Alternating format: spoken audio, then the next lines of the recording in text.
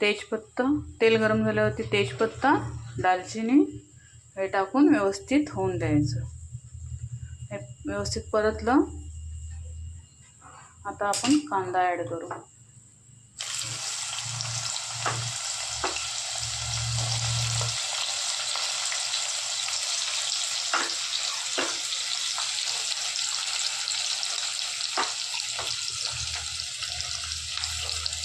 आपण याच्यामध्ये थोडा हिंग टाकू.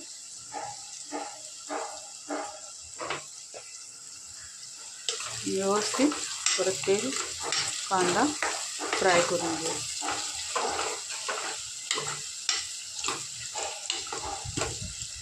आपला कांदा होत आलाय. आता आपण मीठ घालू. चवीनुसार मीठ आणि टमाटर. तर हे व्यवस्थित टमाटर मऊ होईपर्यंत याला परतून घेऊ. आपलं टमाटर नरम झालंय. पण याच्यामध्ये वाटण टाकू.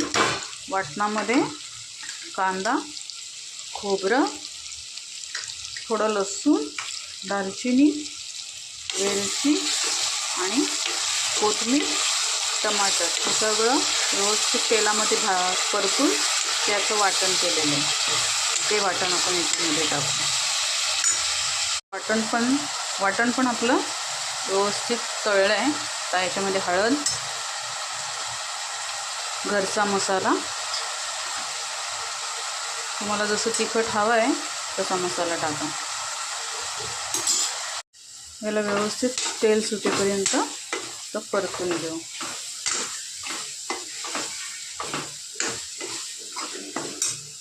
आपला मसाला झालाय. आता आपण याच्यामध्ये मटण टाकू.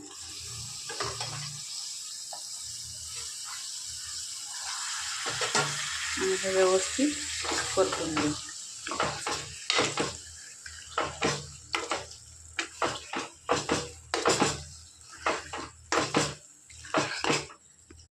मटण आता व्यवस्थित ठेवलेलं आहे. आता त्याच्यावर झाकण ठेवून त्या झाकणामध्ये आपण पाणी करू आणि याला थोडं वाफ येऊन देऊ. पाणी गरम झालं की मग आपण ते मटणमध्ये टाकू. आता आपलं पाणी गरम झालं आहे. आपण आता हे मटणमध्ये टाकू आणि याला 3 ते 4 शिट्टी येऊन देऊ. झालं आपलं मटण तयार.